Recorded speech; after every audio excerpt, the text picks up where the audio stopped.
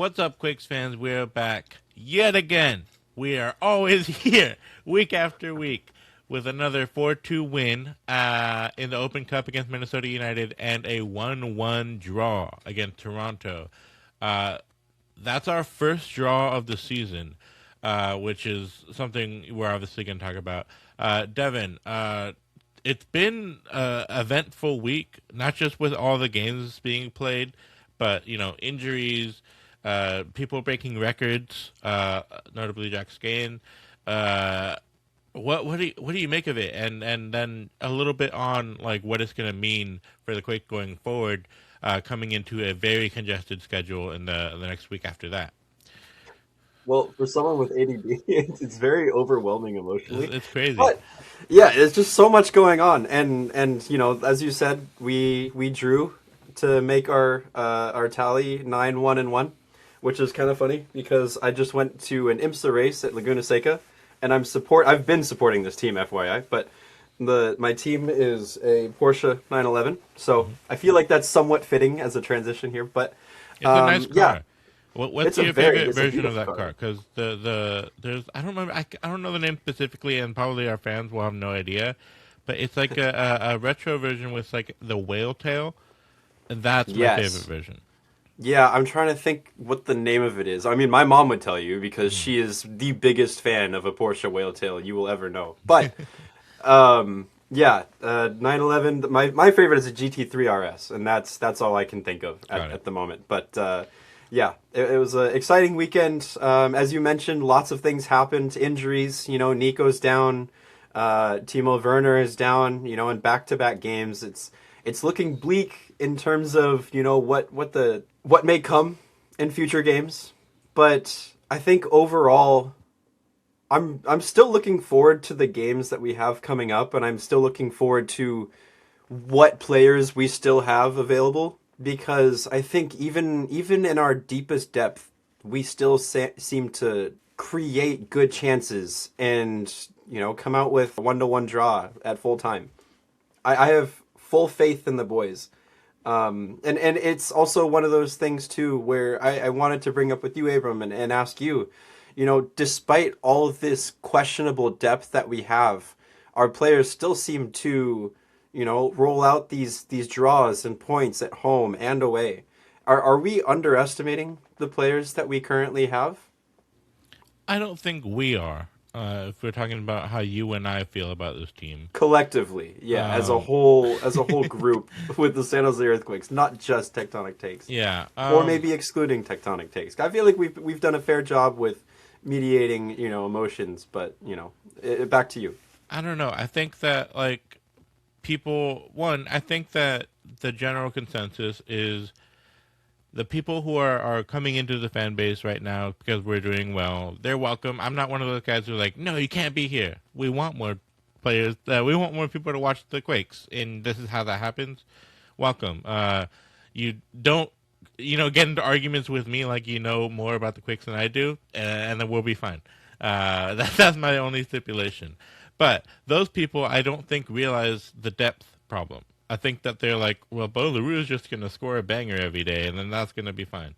And that's not necessarily what it is. I think that if people that are more connected, like you and I, or like people that are in the Discord that are like very, paying close attention to what's going on, know that it's starting to look a little bit shaky because, one, Timo is out. Two, Niko is out. And if you ask me, I think our top four players right now are Bo LaRue, Preston Judd, Niko Shkaris, and Timo Werner. And two of those guys are out. Daniel would probably round up top five for me, but I just wanted to put his name in there just so you guys know I am thinking about him.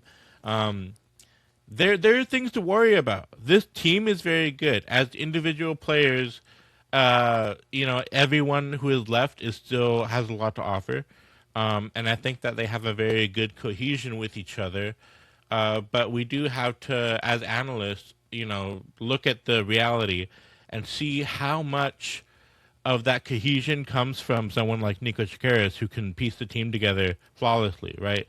someone like Timo Werner, who, probably gives the team a lot of confidence going forward when they look at like they're building up from the back and they are able to pass it to Werner, or we're on the counterattack and we have him available.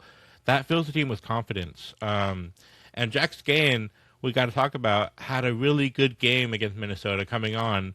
It was a very hard job to come in and then turn this game around like he did, but he was able to do it. What were your thoughts on Jack Skahan's performance and filling in for Werner, who is obviously a really big has really big shoes to fill?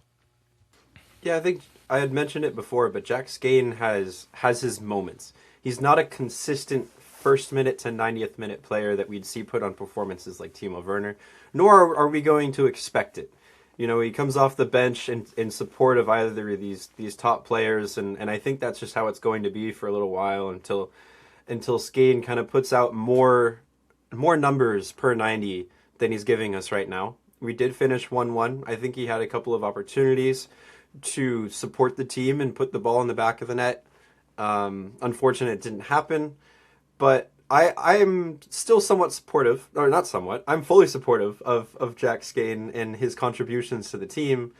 I just think if he wants a starting role, he has to do a little bit more. And I think giving up the ball or maybe finding the right player to pass to inside the 18, those kinds of things will lead him to a more solidified starting role. Because I think at the moment, we're about to head into the summer transfer window, and it seems like, if Timo's going to be out for a while, or if anyone's going to be out at all, we may sign and there's no sources to this. I'm just thinking out loud here that, there's a good chance that we may have another top level player coming in to provide better numbers than what, Skahan is producing for us. And that's not to say Skahan's bad, but I think what we saw versus Toronto is a good average for him. I think we could see better from him, but I'm not going to, like I said, expect it. What are your thoughts, Abram? Yeah, like Skahan isn't the guy that you are like, hey, the game's on you now. You go win us the game, Jack. Like, figure it out. He is a very good piece in the puzzle that makes this team. He is very necessary to how we played. He brings a lot of energy off the bench. You can't ask for more from him because he's brought a lot for what you might have expected from him like 3 years ago, 4 years ago probably. He is always surprising people, and I think that's kind of that's telling of like, oh, I didn't know he could do that. Oh, he did that. I didn't know he could do that. And he's always doing that. And obviously that's a positive, but it's just it goes to show that like his average game is going to be like he's running around, he's doing his job, but he's not making crazy things happen until he is in games where he just switches it on, or the game fits his skills. He has a very particular skill set. I'm not trying to quote Taken there, but he has a very particular skill set that he does these things very well. He provides verticality very well. He's very fast. When he brought that ball down from the Niko long ball against Minnesota United, like just like a freaking birthday balloon, like out of the sky, boom, and then passed it to Bo to get the assist for the it was the third goal of that match. Talking about Devon, where Bo just like okay and ripped a hole through the net for the second time that game with the left foot. Those kind of things are great. He can see those things. He can make that thing happen. But we do have to temper expectations with someone like Jack, and know what he can do and what he can't do. He can't just carry the entire team for a full 90 minutes. He can be set up in a good spot and do his job, and that's why we like him here, because he's able to do that consistently or semi-consistently. Now, on the contrary, Abram, I would like to praise Jack Skahan because over the week when we played Minnesota United, he ended up breaking a Chris Wondolowski record in the U.S. Open Cup. Would you like to tell us a little bit about that? Well, I believe he might have broken it when he got the second assist, but what I understand is he has the most goal contributions in the Open Cup, beating Wondolowski and Ronald Cerritos, which is obviously, those are two very big names in Quake's history, and both strikers, which Jack Skane is not. So obviously a very big honor. I think that we can remember Jack as the guy who has this accomplishment, because he since we got him, he's been consistently playing in the Open Cup, and it wasn't until a few years ago where he started making appearances in the first team and actually making things happen consistently. So it's really cool. I don't know if you'd ask him if he's gonna print it out and put it on his wall. I think it's very cool. But I think that this puts him in Quake's history for the Open Cup, which is obviously a very historic tournament. Yeah, it's something that we haven't won yet. But if there's going to be a player that maybe could take us pretty far down the way in US Open Cup, we could rely on Jack Skate, because it seems like those types of tournaments is where he performs. And unlike MLS, I'm looking at the stats here. He has 2 goals and 1 assist in 304 matches. So that's about over 3 games played, if my numbers are 304 correct. Matches? Or 300, sorry, did I say matches? Yes. I meant minutes. So in 300... that's a lot of matches this season. In 304 minutes, which is just over 3 games played, he has 2 goals and 1 assist, which is pretty good numbers for a substitute. Preston Judd last season came off as a substitute and scored 7 goals. So he's working his way up. I know we're barely just passing the 1/3 marker of the season. So there's a lot of season left to go for him to increase these numbers. But it is, I think, up to par for what you would expect to see out of a substitute. So, if I were to give Jack Skane for this week an out of 10 rating, I would probably give him a 6.5. I was hoping to see more out of Toronto. Okay, this week in the Toronto game, I was I thought you were saying overall in the games that we're covering, combined Minnesota and Toronto. I'm 6.5 is way too low for the guy who got you a goal and an assist in the game in a game that was 4-2. That's not good enough. So I think including Minnesota, I'd probably give him a 7.5. I would give him an 7.5. He won us that game, David. I know Bolleroo the 10 out of 10 in the Minnesota game. He's always a 10 out of 10. But he's always a 10 out of 10. But if you take out the goal and the assist that Skane have, we go to penalties, and we know what happens in penalties. Don't talk to me about he's penalties, a big Abram. difference in that game, so that's why I give him a much bigger score. But that being said, the Toronto game does bring him down quite a bit, because it wasn't bad. I don't remember him being poor at all. It's just nothing really happened. We only had 1 expected goal. So yeah, I think that's why the 7.5 kind of feels right. It's pretty high, but also kind of contributes to what we had seen in Toronto. A player that we do need... Actually, you know what? No, 2 players that we need to mention, obviously, are... Let's just get this out of the way. Niko Tsikaris, Timo Werner, both injured this week. We're unsure of an expected return for both players. We're still trying to get word on that. But these 2 guys, over the course of the season, has scored 18 points combined. Now, I'm looking at the club stats for goals and assists. The Earthquakes are in second with goals, tied with Vancouver with 26. The Earthquakes also lead the league in assists over Miami. Miami has 28. The Earthquakes have 32 assists. This is also including secondary assists, for everyone wondering why this is such a huge number, because we have secondary assists. That being said, Timo and Niko cover 18 of those total points, which if you're looking for wins, you have to score goals. And a lot of those goals and assists come from them. Losing them for the foreseeable future, until an unknown return date, is concerning for me, especially because we have second place in the Supporter Shield standings right on our toes, and we're going to play them this weekend versus Vancouver. I think they were a big loss to the Toronto game as well because they didn't come out with an excellent starting 11. Toronto did. I thought we could have, put more goals in the back of the net. Could have been more clinical.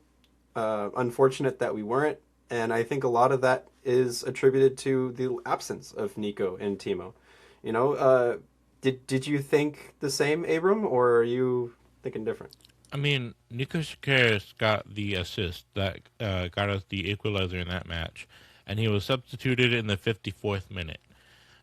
And, regardless of the assist that he is able to provide, like I said earlier, he is a huge part of the cohesion that goes into this team and makes everyone be able to connect. He is the web between everything with how he drops deep to move the ball forward, to win in the final third. He's able to connect passes, and also his long ball ability to find somebody making a run. It's really hard to replicate, right? I think that we're lucky that Nick Fernandez looks pretty good. I've liked what I've seen from him so far in the first team, but it's just not really. Nico has been one of the brightest players in MLS this year. Not just young players, but just fully one of And the not best. just the Quakes either. Yeah, in the league, he has been one of the best attacking midfielders, and we're judging Nick Fernandez on a completely different scale, where almost like a rookie. He's not quite a rookie because he played last season, but that's basically what we're looking at him through that scope. It's really hard to replace what Nico does for this team, and I think that losing him affects us more than losing Timo Werner. And Timo is very good, but we've been good without Timo, thus far, where, I don't think we are really prepared for what it's going to be like to play without Nico, or at least not as prepared. What are your thoughts on that? Yeah, I think we are unequipped to face a team like Vancouver if Nico is not in the midfield, because I think he provides a lot defensively. He tracks his man, he tracks back deep, and he makes sure his team is well supported in the defensive third. And he provides the build-up. From that moment, we recover possession.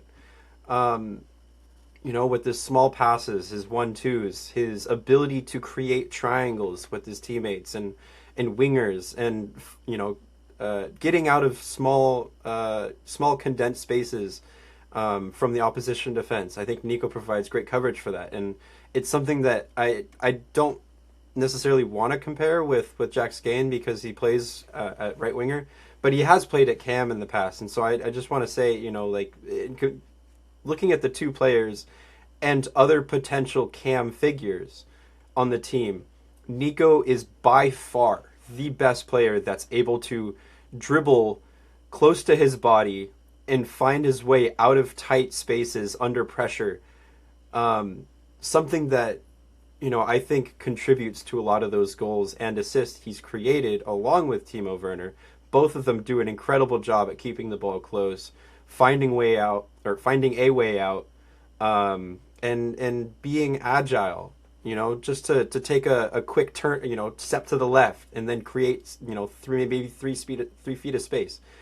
Things like that is what he excels at, and I think what the Quakes are great at centrally. Losing him, I'm unsure how much Nick Fernandez can cover. Looking at his stats, he only has 157 minutes. Nick Fernandez, 0 goals so far, but he does have 1 assist, and that came from one of his first games. St. Louis. Yes, came from St. Louis. So, I see a lot of potential in Nick, and I'm glad that Bruce does too. Thus, giving him some minutes at Cam, because I think we could see Jack Skane at Cam and then push another player out wide.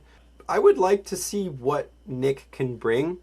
I just don't really want to see it versus Vancouver, versus the second top team in the league. I wish we, could see wish we could see Niko, but unfortunate that I believe it was shout out to our Discord for updating us on this, and Mike for noticing, but Niko had walked back to the bus or out of the locker room in crutches, so it wasn't a pretty sign, unfortunately, for signs to come with a tight schedule yet again. Right. No, Niko would be for sure the ideal player to play at Cam. I think even there's a hot tectonic take for the day. Even if Hernan Lopez was here, I would take Niko right now in his current form over whatever form Hernan was ever in for the Quakes.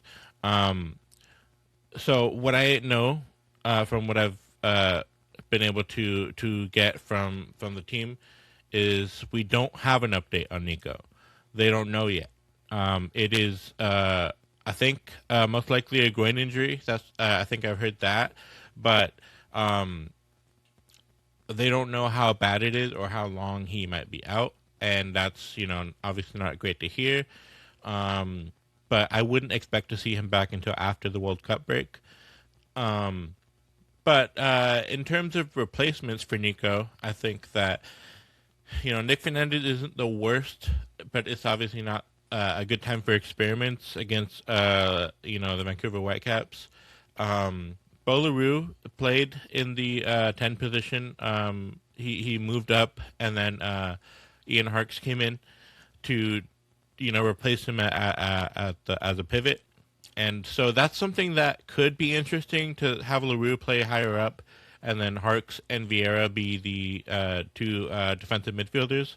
I wouldn't hate that, but LaRue does provide a lot coming from deep.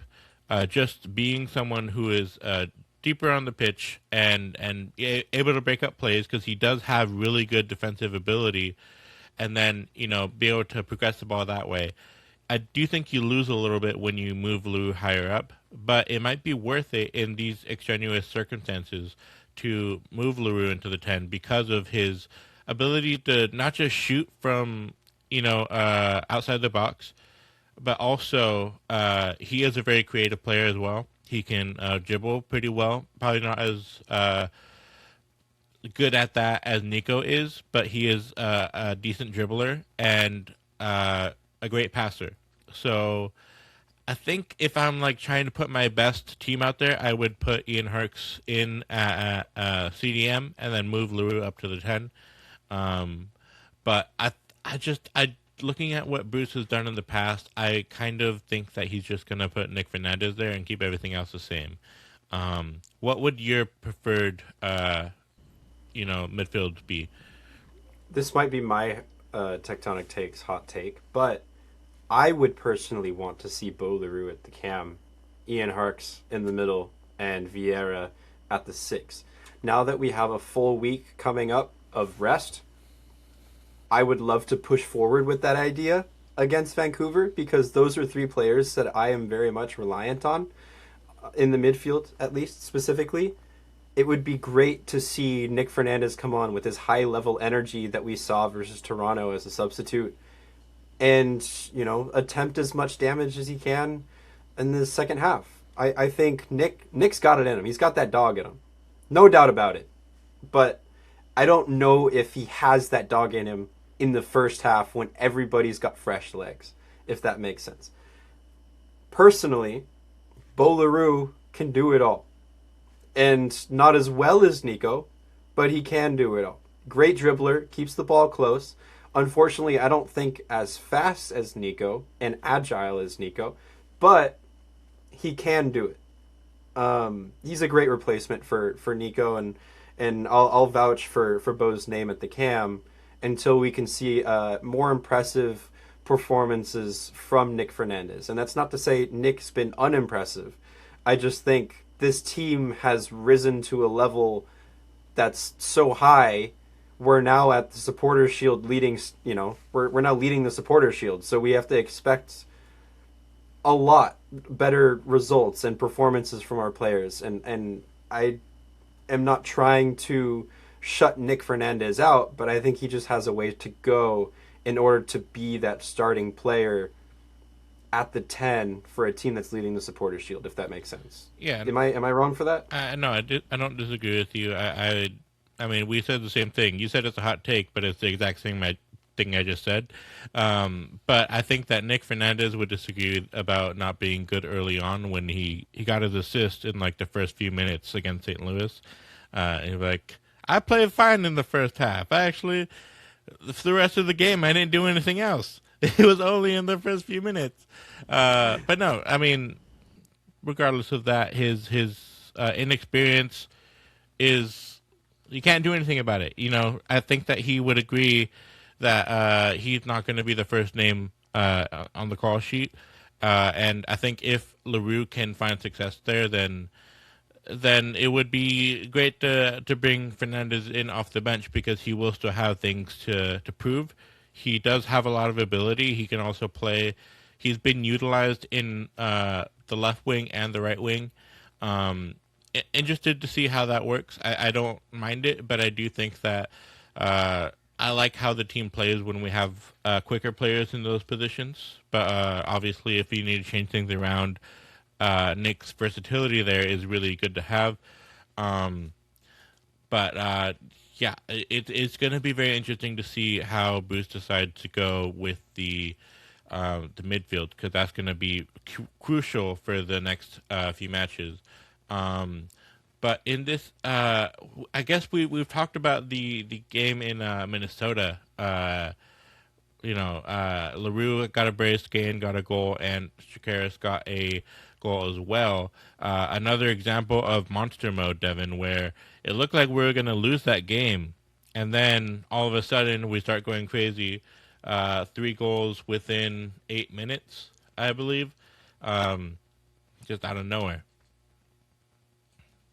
Yeah, I think monster mode is going to be a consistent theme here for the boys because we see it game in, game out. This is actually the first time. Well, I guess we're talking against Minnesota. I'm getting one step ahead of myself. I was going to mention how we broke the 3+ goal streak in Toronto, but for Minnesota specifically, yeah, 3 goals and yet again a short span of time. I think the Quakes really know how to knock opposition teams off their feet and take advantage of it. They stride with the ball forward. They get the first goal in. The other team is kind of like staggered.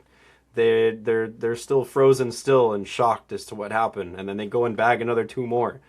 I quite like it. I don't know. It's been a while since we've been on the winning side of things like this, and it's nice to see that our team, and specifically Useni Buddha, is kind of the front runner of this monster mode. I was impressed with his selflessness with Niko Sakaris on his birthday, nonetheless, passing up the ball right in front of Drake Callender, a former Earthquakes Academy player, and then giving Niko the goal and Buddha himself an assist. So, yeah, really exciting stuff to see, and I know in games to come, not maybe not for Vancouver. I can see Vancouver being a low-scoring game, and we'll talk about that in a minute. But games after that, I think we may yet again see more monster mode. Yeah, I think that I've told a lot of people about monster mode and like how because it's not like, oh, this sounds cool.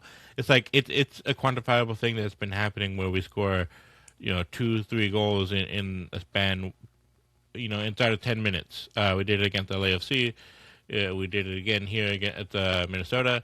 Unfortunately, I think probably because of Niko Chikaris' injury, not because of it wasn't on him, but we didn't really have the ability to make it happen when he wasn't on the field. And obviously losing him was a really big shock, a big blow to everyone's confidence because of the philosophy that he inspires in his team. But who are you looking to step up in terms of being a leader on the pitch and making this team continue to keep fighting? In terms of stepping up and being a leader on the pitch, I kind of want to toss that hat to Useni Buddha.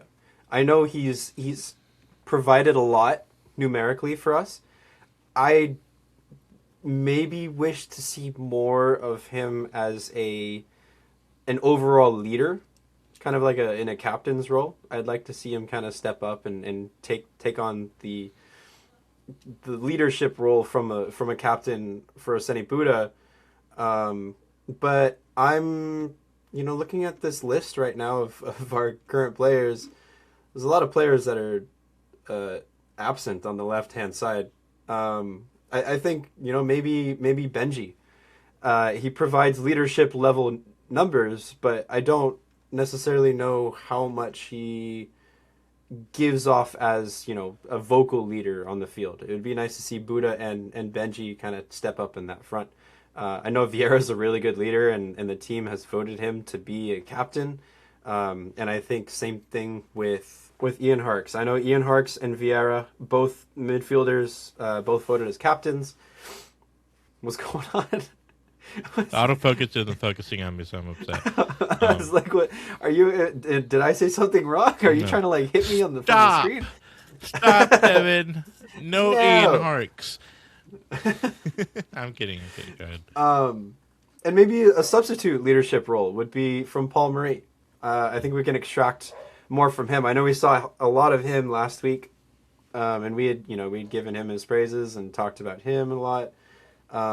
Maybe we can see a lot more from him as a leader as a substitute role. Is there anyone you're looking for, either on the bench or as a starter for maybe finding a leadership? I think Buda, because he seems like a really shy dude. That's my impression, anyways.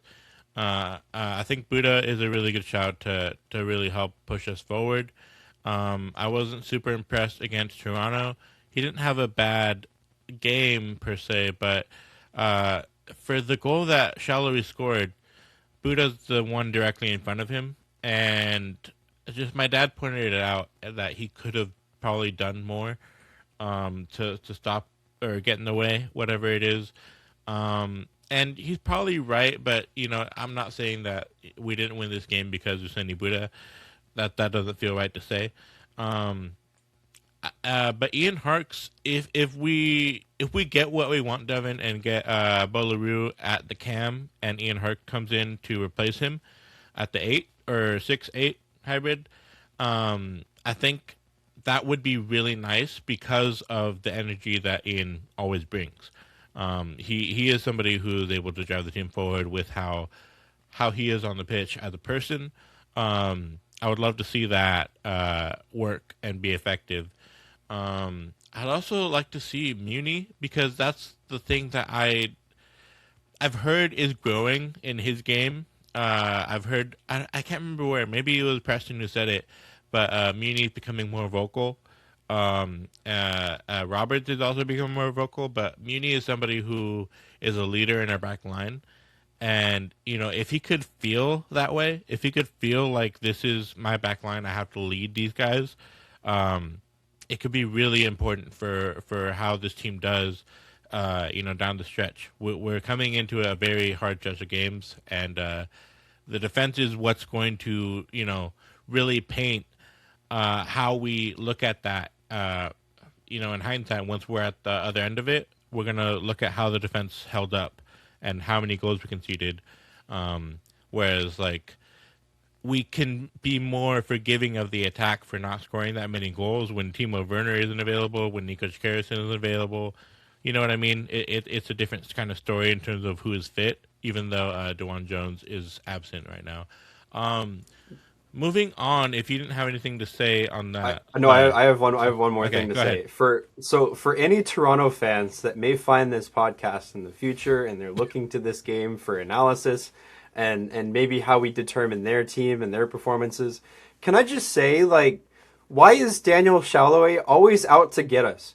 It seems like this game versus Toronto, he had a mindset to murder us, to put us in the ground 6 feet under. I don't know about you, Abram, but anytime we play Daniel Shallowy, he just hates the earthquakes.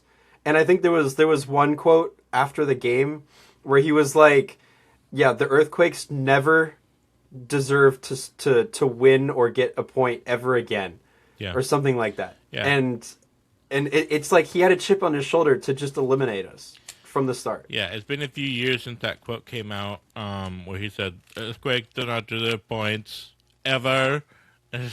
Like, bro, this isn't high school. Like, what are we doing? And obviously, I guess that we played like a very defensive game, and that pissed him off. But be better, I guess. I don't know. It has been really frustrating to continue to play shallowly, and then his grudge, eclipses even the team that he's playing for. It goes past the team. It goes follows with him to Toronto. He almost scored a brace if it weren't for Reed Roberts' slide bicycle clearance off the line, which I'm amazed we haven't talked about, but it's kind of like it's been covered. It's like we've seen it 100 times. It was amazing. Yeah, and he spoke it was about covered it by all media outlets. Yeah, yeah. And yeah, it was great. I wish that we were in a position for him to have to do that for us to stay in games. It's kind of like how I see it. I'm like, I think it's great that he got us a point. Reed Roberts won us a point that day.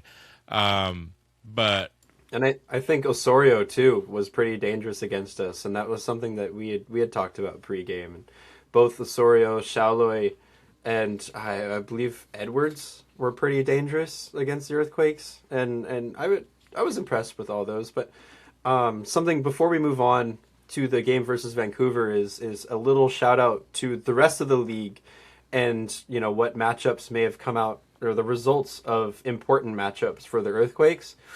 The Whitecaps had played we'll save the Whitecaps for last. LAFC played San Diego. Both finished in a 2-2 draw. Both teams, despite San Diego being pretty far down the ladder in the Western Conference, dropped points, as well as LAFC dropping points. We also had Sporting Kansas City draw with Seattle.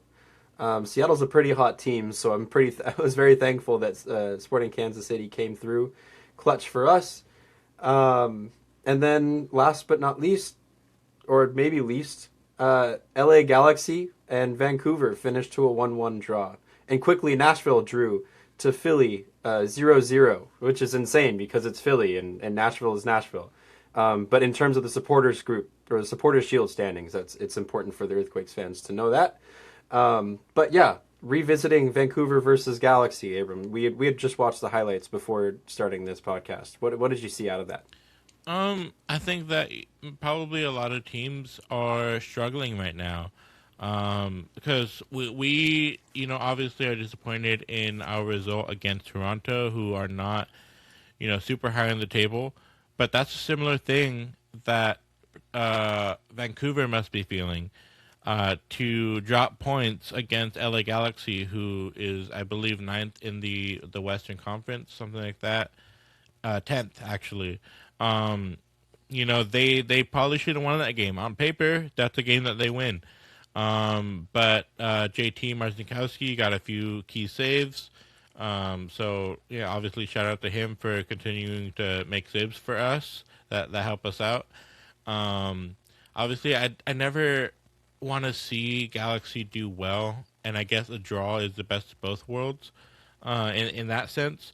But obviously, it would have been nice to have more of a buffer between us and Vancouver, especially because they have a game in hand.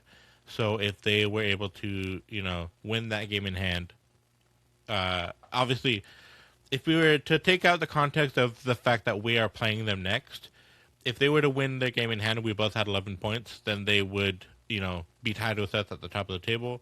And it looks like they would be beating us on goal difference.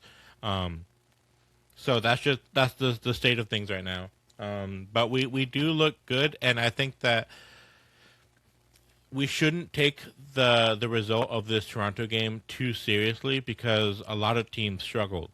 A lot of teams are having issues right now with their fielding a fully fit squad and playing the kind of football that they probably would like to play. Yeah, there's a lot of roster management at play for all teams across the league, and it seems like it's catching up with a few others at the top of the table. And I think LAFC is taking the brunt of that, given that they have CONCACAF Champions Cup for the next or double game weeks for the next 4 weeks. So they're kind of in a bit of peril, and even their manager has come out in a couple of conferences and questioned the status of these match fixtures. Wow, I can't speak English today. And it's something that I'm kind of thankful for the Earthquakes, that we don't really have that congestion, and that we're not involved in Champions Cup with this level of depth that we have, and that we're able to maintain somewhat of a consistent starting 11. Yes, we lost Timo Werner. Yes, we lost Nico Takaris, but I'm thankful we didn't lose much more than that apart from DeJuan Jones. We're going to see Vitor Costa back shortly, hopefully. And we don't really have many other injuries besides that. So, yeah, if we're going against Vancouver this coming weekend, I think it's also notable to point out Vancouver is playing their next, 7 games away? So there's a very good plausibility that they're dropping more points in this month than we will. And I'm not saying we won't drop that many points as Vancouver, but I think they have more of an opportunity to drop points than we do. And I think, that alone makes me feel comfortable at the top of the table that some of these other teams may have it harder than we do. Do you think that same, Abram? I think we have it pretty hard. I'll be honest. I don't disagree that other teams have it hard too, which does bring solace. Okay, so yeah, if Vancouver drops points, that helps in our favor. I am still worried about Nashville and how they're doing. LAFC having so many games, if they decide to put on a run in MLS and prioritize that might hurt us. But I doubt that they do that. But what scares me right now is in the next 1, 2, 3, 4, 5 games. We only get a maximum break of 4 days between those games. So starting May 9th to May 23rd, we have Vancouver on the 9th. Then 4 days later, on the 13th, we have Seattle. Then 3 days later, we have Dallas. Then 4 days later, we have Colorado. Then 3 days later, we have Portland. And that's really back to back to back to back. And some of these teams are really rough. Like going away to Colorado, that's going to be really hard to do. The altitude's always hard. Going away to Seattle, I don't know how much we win at Seattle, historically, but they are the team that beat us. Apparently a lot to put them in the top 10 of our our total points. Oh, I guess so, right. Devin is referencing the Earthquakes Tenable that we just put out, Tectonic Tenable. Go watch that if you haven't. It's a little trivia show. Devin spent about a month editing it. We appreciate him for that. I wasn't going to do that. That was a really big job.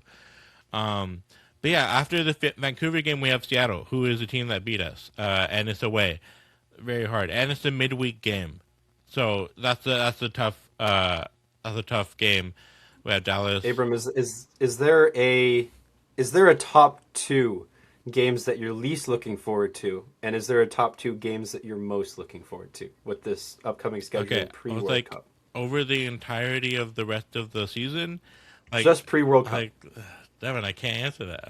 Okay, so least is I need a break already. I think we need to start the break now because I'm not looking forward to any of these games. To be honest, the Wednesday game against Seattle is the one I'm least looking forward to. Next up to that is Portland on the 23rd because it's away. We've never won in Portland. Then I'd guess Dallas and as my most looking forward to, even though I'm not looking forward to it. I don't want to say Colorado because I'm not looking forward to that either, but maybe Vancouver just because of what that could mean if we win it, I guess.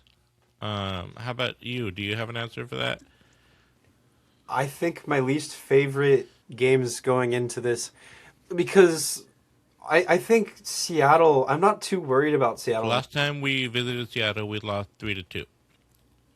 So it's not that bad of a game, given last season was pretty terrifically horrible. I think we will have a better chance away at Seattle than we will most other games. So my top two least favorite games in this short condensed fixtures, I think would be number one, Portland away, given that we just never won at Portland away in MLS, and number two, weirdly enough, Vancouver at home.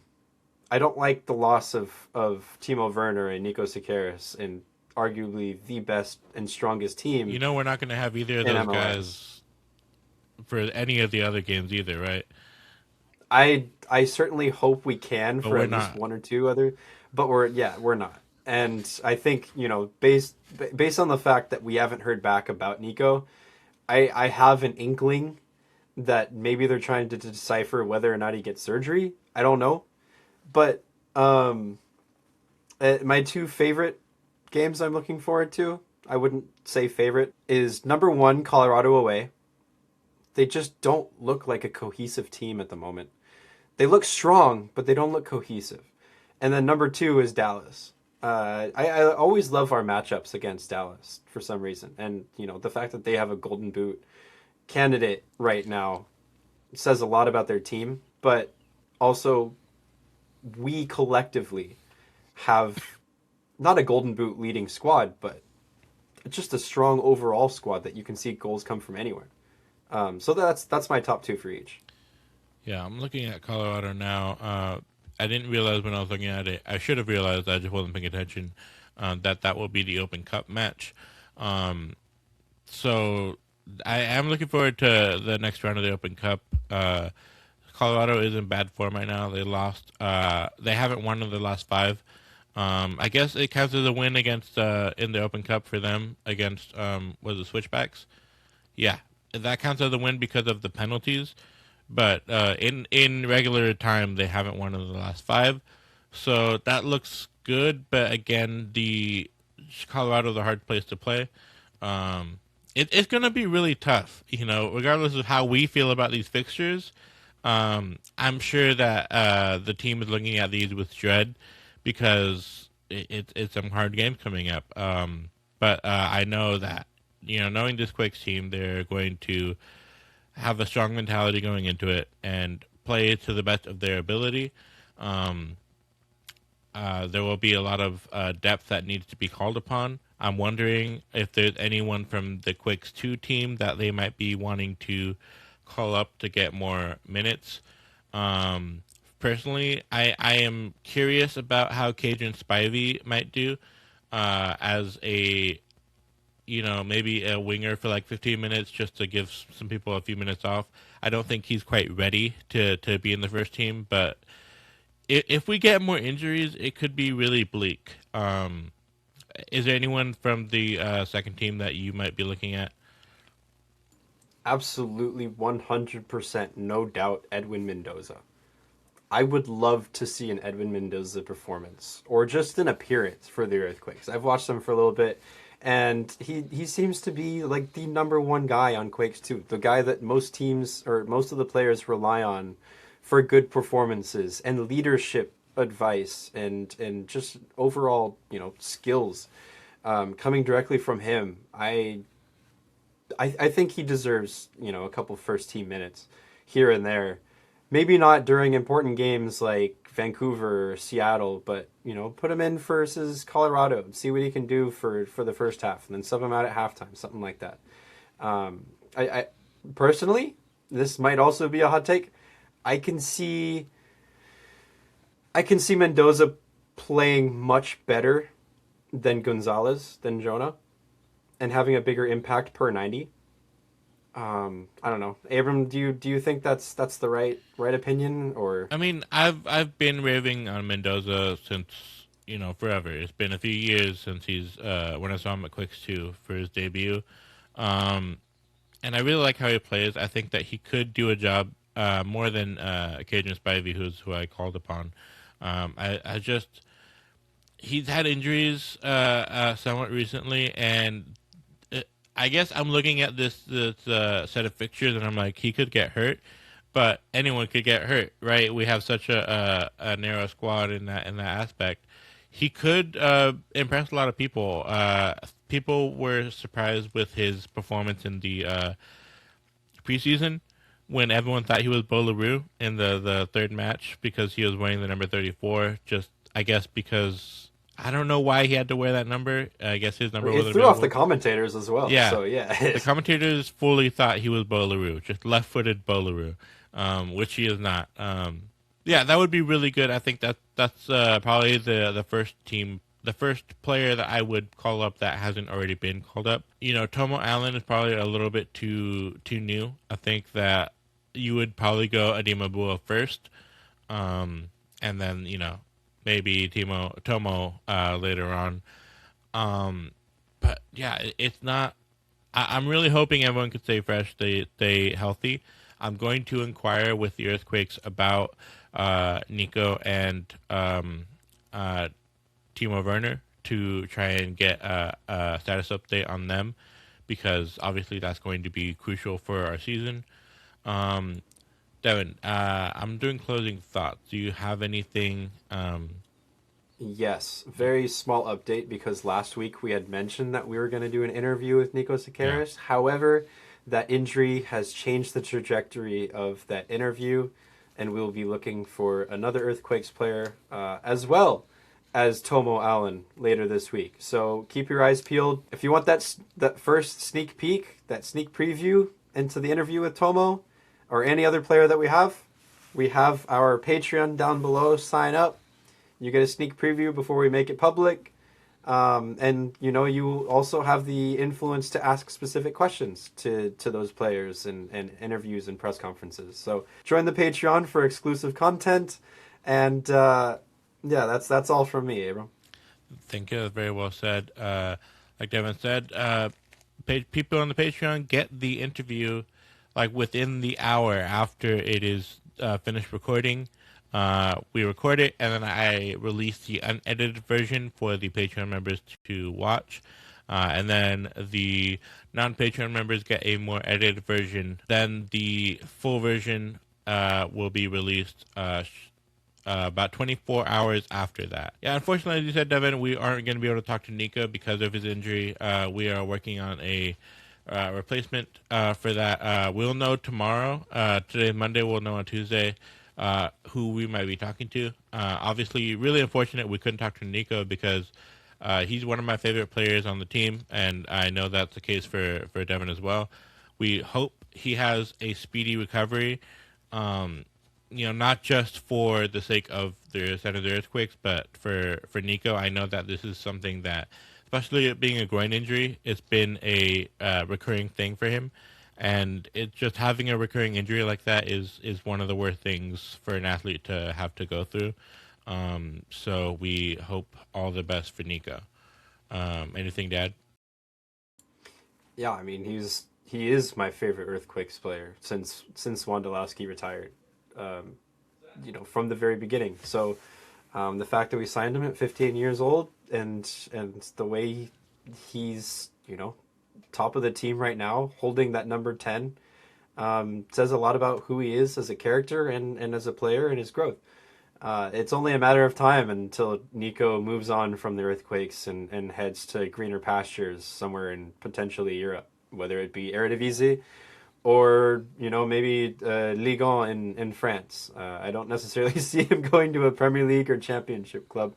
I just think that the French League, Bundesliga, and the Dutch League kind of make more sense in terms of his play style. But, that being said, yeah, disappointed we're not getting Niko, and maybe in the future that we can change the trajectory of that interview. But, for now, we'll figure something out. Yeah, only for the audio listeners. No, not video listeners. The visual just listeners, audio. You get no interviews. We're going to make sure. We're going to actually just upload a black screen so you guys can't see anything. We're only uploading on Spotify. And forget the video. Forget YouTube. No. Speaking of Spotify, those have... we've been getting really good amount of views here on the YouTube. Very happy about that. But it seems like people forgot again that we have a Spotify. So shout out to our Spotify. And if you want to listen... without having to watch the show. We design it so that both are possible. Make sure to do that if that's something that works better for you. We'll be back to preview or give a recap of the Vancouver game and a preview of the Dallas game, because we won't be able to do it for Seattle, who play the day before we upload. But until then, go Quakes. Go Quakes.